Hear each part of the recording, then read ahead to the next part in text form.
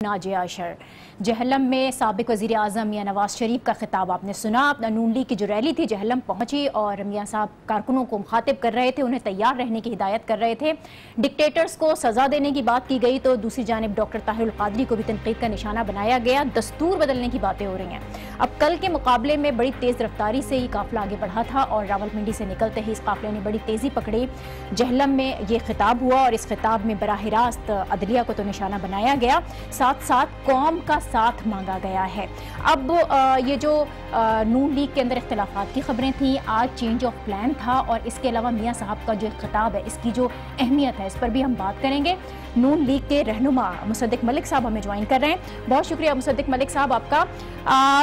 सबसे पहले तो मियां साहब के खिताब पर ही बात कर लेते हैं। मियां साहब ने बड़े खुलकर बात की है, बहुत खुलकर वो सामने आए हैं और उन्होंने ख़ास तौर पर जो अदलिया से मुताल्लिक बात की है, कौम का हिसाब, कौम से ये कहा है कि वो हिसाब लेना चाहते हैं और इस हिसाब लेने के लिए कौम का साथ मांगा है। कौम से ये पूछा है कि क्या वो साथ चलेंगे, लेकिन ये नहीं बताया वो आखिर रास्ता कौन सा चुना है कि जिस पर कौम उनके साथ चले। देखिए, रास्ता जो है वो आइन और कानून का है। उन्होंने ये बात बड़े वाशगाफ अल्फाज में कह दी है कि आज तक जो इस मुल्क में होता चला आया है कि 17 वज़ीर आज़म जो हैं वो अपनी आइनी मुकर्ररा मुद्दत जो है वो पूरी नहीं कर सके। ये सिलसिला नहीं चलेगा। तो हमें आइन को रिस्टोर करना है, हमें कानून को रिस्टोर करना है। यहाँ पर हमें इदारों को स्ट्रेंथन करना है ताकि कोई एक इदारा जो है वो दूसरे इदारे का कासरो रसूख जो है उसमें ना आ सके। और यही उनका, अब इसके अंदर उन्होंने पहले आपसे ये गुफ्तगू की थी कि वो एक ग्रैंड डायलॉग शुरू करना चाहते हैं, एक बड़ा मुकालमा, एक वसी व अरीज़ मुकालमा जो सिर्फ असेंबली की सीटों तक ना हो, जिसके अंदर सिर्फ 3 या 4 या 5 पार्टियां जो हैं वो कोई अहदनामा ना करें। ये बात ठीक है कि सबसे ज़्यादा इम्पोर्टेंट अहदनामा जो है वो पार्लिमान का है, इसमें कोई शक नहीं है। और इसमें भी कोई शक नहीं है कि ये जो जिसको वो ग्रैंड डायलॉग कह रहे हैं, इसमें हम सब पार्टीज से इल्तजा कर रहे हैं कि वो आएँ और इसके अंदर अपना अपना हिस्सा डालें। लेकिन ये उस तक लिमिटेड नहीं है। जैसा कि आज आपने देखा कि उन्होंने मजदूरों को, किसानों को, माओं को, बहनों को, सबको एक ही पैगाम दिया है कि ये मुल्क जिस तरीका कार से चल रहा है, क्या वो तुम्हारे लिए काबिल कबूल है? और अगर नहीं है तो फिर आइन की बालादस्ती कायम करनी होगी। यही उनका पैगाम है और यही आइनी बालादस्ती का जो रास्ता है वो उसकी शम्मा लिए फिर रहे हैं। मुसद्दिक मलिक साहब, जिस आइन की बालादस्ती की आप बात कर रहे हैं, आइन और कानून का रास्ता चुना जाएगा, लेकिन आइन और कानून के रास्ता चुनने के लिए तो पार्लियामेंट सबसे बड़ा फोरम है, वो सबसे बड़ा प्लेटफॉर्म है। तो पार्लियामेंट के अंदर ये कानून साजी होनी चाहिए, पार्लियामेंट के जरिए कोई राह निकालनी चाहिए। इस तरह से अवाम में जाकर और अवाम का साथ मांगना, आई एम सॉरी टू से, लेकिन जो मुखालफीन हैं आपके, वो इसको ये कहते हैं कि ये अवाम को उकसाया जा रहा है। देखिए मैडम, मैंने तो अभी आपसे कहा जो बात, उसके अंदर कोई उकसाने वाली बात नहीं थी। उन्होंने 5 मरतबा तो इसी तकरीर में कहा कि मुझे वापस ना पार्लिमान में जाना है और ना वज़ीर आज़म हाउस में जाना है, ना वज़ीर आज़म का दफ्तर और मनसब संभालना है और ना वापस इस्लामाबाद आना है। तो ये बात तो वाज़े हो गई कि जो गुफ्तगू इस वक्त चल रही है उसका ताकत के हसूल से, उसका अदालत के फैसले के रिवर्सल से कोई ताल्लुक नहीं। हाँ, अदालत के फैसलों से ताल्लुक है उसका कि अब तक जो फैसले आए हैं, अब तक जिस तरीका कार से 20 करोड़ लोगों का फैसला जो है उसे रद्दी की टोकरी में फेंक दिया जाता है। कभी आमिर फेंक देते हैं, कभी गासिब फेंक देते हैं, कभी डिक्टेटर फेंक देते हैं, कभी सदर फेंक देते हैं, कभी अदलिया का फैसला आ जाता है। इस तमाम सिलसिले को रोकना है। डील और डायलॉग में यही फर्क है, कानून और डायलॉग में यही फर्क है। ये मैं आपको आपके सवाल का जवाब डायरेक्टली देने लगा हूं। देखिए, अब से पहले भी पार्लियामान के अंदर ये सब चीजें हुई हैं और मैंने प्रोग्राम के शुरू में आपको बताया कि सबसे अहम फोरम जो है वो पार्लियामान है और वहीं पे ये डिबेट चलेगी, लेकिन सिर्फ वहीं पे नहीं चलेगी। मलिक साहब, इसके लिए तो तमाम सियासी जमातों को एक पेज पर लाना होगा, लेकिन इसकी कोशिशें पहले भी की जाती रही हैं। किसी भी तौर पर वो एक एक किसी पेज पे मुत्तफिक नहीं हो पाते, जिसकी वजह से ये तमाम तर सूरत हाल जिस पॉलिटिकल क्राइसिस में हम गुजर रहे हैं ये हमें देखने को मिलती है। अभी मियां साहब ने बहुत वाज़ेह तौर पर ये फरमाया कि एजेंडा है, प्रोग्राम है जो उन्हें अवाम के सामने रखना है। इसका मतलब है कि तय हो चुका है कि जो एजेंडा है वो लेकर आना है, उस पर बातचीत हो चुकी है, तैयारी है नून लीग की? देखिए, सबसे पहले तो मैं आपको कहूंगा बार बार, क्योंकि हर बार एक बात कर रही हैं और मैं बार बार उसको कह रहा हूं कि पार्लियामान में ये बात चलेगी, लेकिन सिर्फ पार्लियामान में नहीं चलेगी। इसमें मसला क्या है कि अगर इस गुफ्तगू या इस डायलॉग में अवाम को भी हिस्सेदार बनाया जाए, इसमें मसला क्या है? अगर आपको हिस्सा, क्या होगा? मैं तो बता रहा हूं आपको, ये है, ये आज आपके सामने तरीकाकार पेश हुआ है। जो वहां पे 5-4 लाख जितने भी लोग थे, मुझे नहीं मालूम, आप गिन लें, 1000 कर लें, लाख कर लें, 100 कर लें, मगर जितने भी लोग थे आज उन्होंने हिस्सा डाला है, हाथ उठा के हिस्सा डाला है कि यहाँ पे आइन की पासदारी वो करेंगे और आइन की सरबुलंदी करेंगे। तो हमारे स्टूडेंट्स, हमारे अहले दानिश, हमारे अहले कलम, अगर सब इसमें हिस्सा डालें, पार्लियामान भी डालेगी, मगर अगर वो भी इसके अंदर हिस्सा डालें तो उसमें हर्ज क्या है? आप बार बार कह रही हैं पार्लियामान, और मैं बार बार कह रहा हूं कि क्यों नहीं पार्लियामान, यकीनन पार्लियामान, लेकिन सिर्फ पार्लियामान क्यों? लेकिन ये अभी आपने जैसे वाज़ेह किया कि अवाम की तरफ जाना और अवाम से साथ मांगने का मकसद, वो यकीनन अवाम का साथ तो होता है कि उन्होंने आपको वोट्स देकर बिठाया है पार्लियामान के अंदर। बहरहाल ये अवामी राब्ता मुहिम है जो चलाई जा रही है, मैं अगर सही समझ रही हूँ तो, जिस तरह से आपने कहा कि हाथ उठाकर वो हमारे साथ आएंगे। जी हाँ, बिल्कुल, ये शुक्रिया है वो तमाम लोग।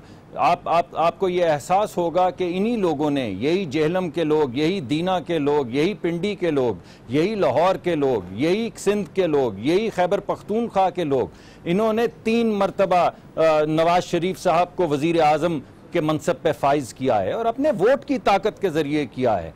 तो ये उन्हीं का वोट, उन्हीं का एतमाद जो उन्होंने वजीर आज़म के हवाले किया था, वो उसका शुक्रिया अदा करते चले जा रहे हैं और उनसे अहदनामा ले रहे हैं कि आने वाले वक्तों में उनके वोट की बेकदरी नहीं होगी, आने वाले वक्तों के अंदर वो किसी ऐसी ताकत को वोट नहीं देंगे जो इनके वोट की नाकदरी करे या नाकदरी करने में पार्टिसिपेट करे। ठीक है, मुसद्दिक मलिक साहब हमारे साथ ही रहिए, मुझे एक छोटा सा ब्रेक लेना है और उस ब्रेक के बाद वापस नून लीग की जो ये रैली है इसी पर ही बात होगी। देखते रहिए news R with Nazia. Welcome back. Break से पहले हमने मियां साहब के खिताब पर तो बात की। मियां साहब का जो काफिला था इब्तिदा में बड़ी सुस्त रफ्तारी से चल रहा था, लेकिन आज बड़ी बर्क रफ्तारी देखने में आई। तो मलिक साहब, जो सवालात उठ रहे थे वो ये थे कि अचानक से जो चेंज ऑफ प्लान है, इसकी वजह क्या है? कोई सिक्योरिटी थ्रेट था क्या काफिले को? देखिए, आपकी आवाज़ मुझे नहीं आ रही, मैं सुन नहीं पा रहा। जी, मैं आपसे ये पूछना चाह रही थी कि पहले तो बड़ी सुस्त रफ्तारी के साथ ये काफिला आगे बढ़ रहा था, रैली आगे बढ़ रही थी, आज चेंज ऑफ प्लान देखने में आया। हो सकता है ये चेंज ऑफ प्लान हमें लग रहा हो, लेकिन चेंज ऑफ प्लान ना हो, एक्चुअल प्लान यही हो, लेकिन बहुत तेजी के साथ जो काफिला था वो आगे बढ़ा है। क्या किसी किस्म का कोई सिक्योरिटी थ्रेट था?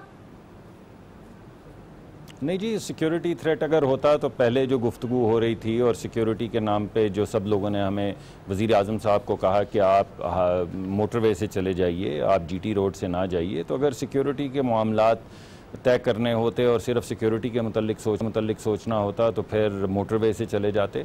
लेकिन आज का जो एक्सेलरेट किया गया है, यानी तेज़ी से पहुंचा गया है, उसकी वजह यह है कि बहुत बहुत दूर से लोग आए हुए हैं और बहुत देर से इंतज़ार कर रहे थे। एक प्रोग्राम उनको दिया गया था, एक रफ सा खाका दिया गया था, और कल पिंडी में रह जाने की वजह से बहुत पीछे रह गए थे और वो लोग जो मुख्तलिफ इलाकों से आए हुए थे उनको काफ़ी तकलीफ़ का सामना करना पड़ रहा था। तो उनकी तकलीफ़ को मद्देनज़र रखते हुए इसको ज़रा प्रोग्राम को एक्सेलरेट किया गया है, और आज भी उस एक्सेलरेशन की वजह से जेहलम में मेरे ख्याल में सिर्फ 1.5 घंटे की वार्निंग जो है वो दी जा सकी। तो बहुत से लोग जो बिखरे हुए थे, जो मुख्तलिफ जगहों से आ रहे थे या उनका ख्याल था कि शायद दोबारा से मिडनाइट हो जाएगी, वो वापस जा रहे थे, वो तमाम लोग वापस नहीं वक्त से पहुंच सके।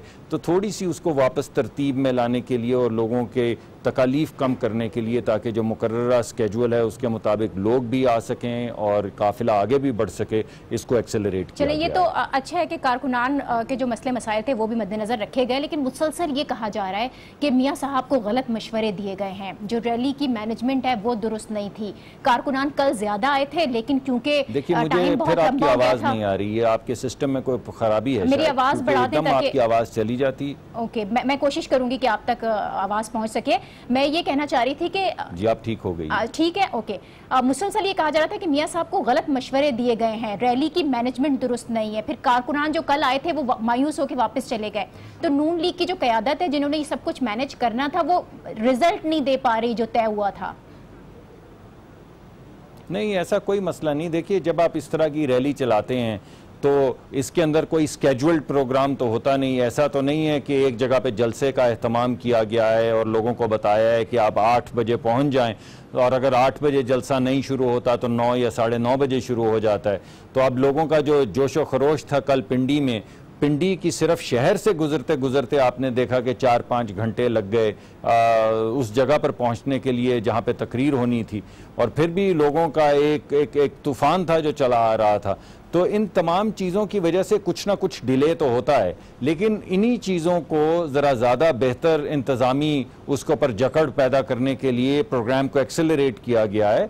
देखें, अगर प्रोग्राम को आहिस्ता आहिस्ता लेकर चलें तो लोग और जो मुख्तलिफ जगहों से काफ़िले आ रहे हैं वो उनके जुलूस के साथ शामिल हो जाएंगे, और इससे बड़ा फ़ायदा होगा, इससे बड़ा अच्छा तासुर पड़ेगा। क्योंकि कल भी बहुत से जो इस्लामाबाद तक पेशावर के हमारे खैबर पख्तूनख्वा से आने वाले जो वफद थे वो पहुंच नहीं सके, लेकिन इसकी कीमत फिर उन लोगों को अदा करनी पड़ती है जो इंतजार कर रहे होते हैं। तो इसी इंतजामी सिलसिले को बेहतर करने के लिए आज प्रोग्राम को एक्सेलरेट किया गया। मलिक साहब आपसे और एक बात मैं चलते चलते कह दूं कि देखें, अभी आपने प्रोग्राम दिखाया है, आपने ऑर्गेनाइजेशन भी दिखाई है, आपने कोई बदतमीजी होती देखी इस प्रोग्राम में, आपने किसी खातून के साथ कोई बदनज़मी होती देखी, ऐसा कुछ नहीं तो हुआ फिर है। इसमें क्या बद इंतजामी है? अगर हजारों या लाखों लोगों को एक शहर के अंदर इकट्ठा किया गया और किसी एक खातून के साथ किसी ने बदकलामी नहीं की, कोई धक्का नहीं मारा, तो फिर ये एक अच्छी इंतजामी। खवातीन की तादाद खासी कम देखने में आई है, इसकी क्या वजह थी? वैसे मैं ओवरऑल क्राउड की बात नहीं कर रही, लेकिन खवातीन की जो रिप्रेजेंटेशन होनी चाहिए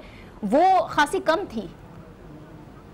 देखिए, हमें तो बहुत सी उन्होंने उनको मुखातिब भी किया। मियाँ नवाज शरीफ साहब ने बेशुमार मरतबा मेरी बहनों, मेरी माओ, क्या तुम मेरा साथ दोगी, तो वो वहाँ पे थी तो उनको मुखातिब कर रहे थे। लेकिन चलिए, अगर आप समझते हैं कम थी तो वो और ज़्यादा इंशाल्लाह आपको आगे आगे नज़र आएगा।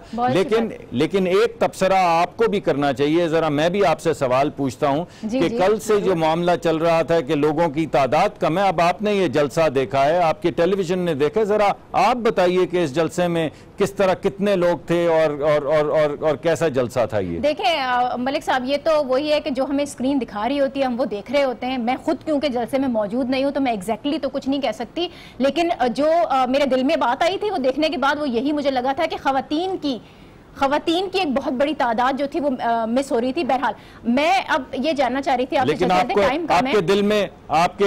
आपके दिल में ये बात नहीं आई कि बहुत बड़ा जलसा था? आपके दिल में सिर्फ ये बात आई कि खवातीन की तादाद थोड़ी कम थी? उस बड़े जलसे में खवातीन ढूंढ रही थी और सब थे, चौधरी निसार नहीं थे। एक मर्तबा फिर मंजर से गायब हुए। लेकिन जलसा नहीं, आप जलसा नहीं देख रही थी, आप खवातीन सिर्फ देख रही थी। आप जो लोग वहां मौजूद थे उनको नहीं देख रही थी, मगर एक उनके दोस्त जिनकी कमर में दर्द है और वो बिस्तर से भी नहीं उठ पा रहे, उनको ढूंढ रही थी, जबकि आपको मालूम है कि वो उनकी सेहत खराब है। और वो जब वजीर आजम से मिलने भी आए हैं तो वो खड़े होने और बैठने से कासिर थे। पहुंच गए, कौमी असेंबली के इजलास में आए, लेकिन मार्च में नहीं आए। वो तो ये दावे कर रहे थे कि मैं चट्टान की तरह खड़ा रहूंगा, लेकिन यहां तक कि वो ड्राइविंग सीट पे बैठने को तैयार थे, चले उनके कमर में दर्द था, लेकिन उनकी मौजूदगी नहीं थी क्योंकि उसको मिस किया गया। तो फिर ये जो बातें थी ये सामने आई कि पार्टी के अंदर इख्तिलाफात हैं, और ये मैं नहीं कह रही, ये जाहिर मुखालफीन कह रहे हैं, ये मुख्तलिफ जो तबका है ज़िंदगी से ताल्लुक़ रखने वाले लोग हैं जो बहुत सराह रहे हैं इस गैदरिंग को, लेकिन वो कह रहे हैं कि क्यों इख्तिलाफात क्यों हैं?